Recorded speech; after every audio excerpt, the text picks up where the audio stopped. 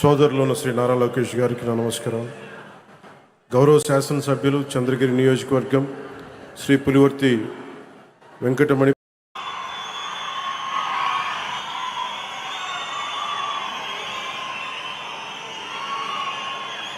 రెండేళ్ల నమ్మకం, అభివృద్ధి, సంక్షేమం బహిరంగ సభకి ఇచ్చేసిన సుదీర్ఘమైన పరిపాలనా అనుభవం, రాజకీయ అనుభవం ఉన్న గౌరవ ముఖ్యమంత్రి వర్యులు శ్రీ నారా చంద్రబాబు నాయుడు గారికి నా హృదయపూర్వక నమస్కారం.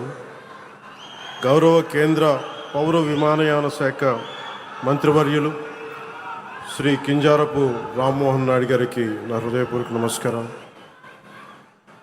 గౌరవ కేంద్ర కమ్యూనికేషన్లు మరియు గ్రామీణాభివృద్ధి శాఖల సహాయ మంత్రివర్యులు డాక్టర్ పెమ్మసాని చంద్రశేఖర్ గారికి నా హృదయపూర్వక నమస్కారం.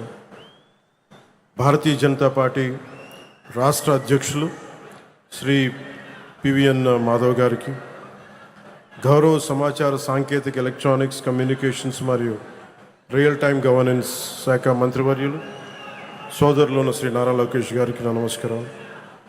గౌరవ శాసనసభ్యులు చంద్రగిరి నియోజకవర్గం శ్రీ పులివర్తి వెంకటమణి ప్రసాద్ గారికి నా హృదయపూర్వక నమస్కారం.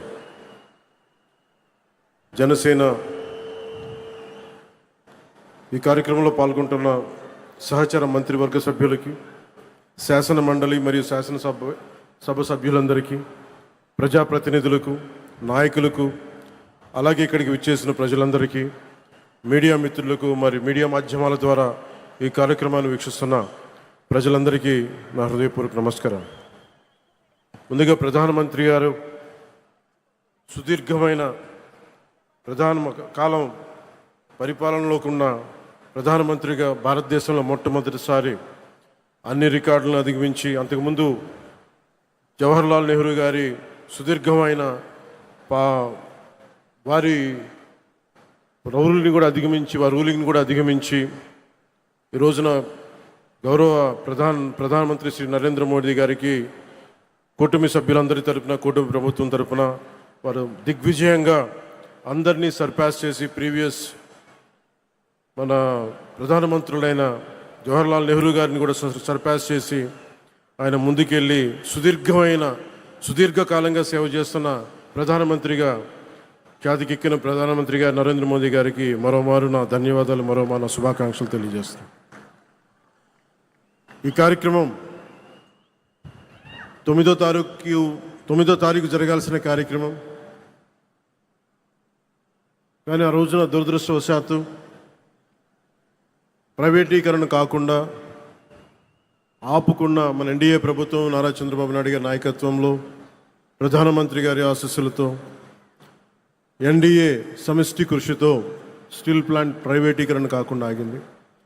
దురదృష్టవశాత్తు ఒక బ్లాస్ట్ జరగటం వల్ల 8 మంది నిండు ప్రాణాలు కోల్పోవటం, ఆ రోజున గౌరవ ముఖ్యమంత్రి గారు ఫోన్ చేసి మాట్లాడుకున్నాం. ప్రాణాలు కోల్పోయిన ఈ సందర్భంలో, ఈ దుర్ఘటన జరిగిన సందర్భంలో మనం ఈ విజయోత్సవ సభ బాగున్నదని చెప్పి పెద్ద మనసుతోటి ఆ రోజు గౌరవ ముఖ్యమంత్రి నారా చంద్రబాబు నాయుడు గారు దాన్ని పోస్ట్పోన్ చేసి ఈ రోజుకు పెట్టారు. మనస్ఫూర్తిగా అలా నిర్ణయం తీసుకున్నందుకు వారికి ఈ సభ తరపు నుంచి ఈ వేదిక తరపు నుంచి మనస్ఫూర్తిగా వారికి నా ధన్యవాదాలు తెలుపుతా ఉన్నాను. ప్రజాస్వామ్యంలో అంతిమ న్యాయ నిర్ణేతలు ప్రజలే. ప్రజలు తమ తీర్పు ద్వారా దేశం కానీ రాష్ట్రం కానీ ఎటువైపు నడవాలో నిర్ణయిస్తారు. అటువంటి ప్రజలు బలంగా మాట్లాడినప్పుడు అది కేవలం ఒక రాజకీయ నిర్ణయం కాదు, ఒక సందేశం, ఒక హెచ్చరిక, ఒక దిశానిర్దేశం అవుతుంది. 2024లో ప్రజలు ఒక రాజకీయ సంస్కృతిని తిరస్కరించారు, భయాన్ని తిరస్కరించారు, అహంకారాన్ని తిరస్కరించారు, అధికారమే అంత అన్న భావజాలాన్ని తిరస్కరించారు. ప్రజాస్వామ్యంలో ప్రజల కంటే ఎవరు పెద్దవారు కాదని మరోసారి గుర్తు చేశారు. అందుకే 2024లో చేసినట్టు కొన్నిసార్లు ప్రజలు కేవలం ఓటు వేసి వదిలిపెట్టరు, చరిత్ర రాస్తారు. 2024లో ఆంధ్రప్రదేశ్ ప్రజలు చేసింది అదే.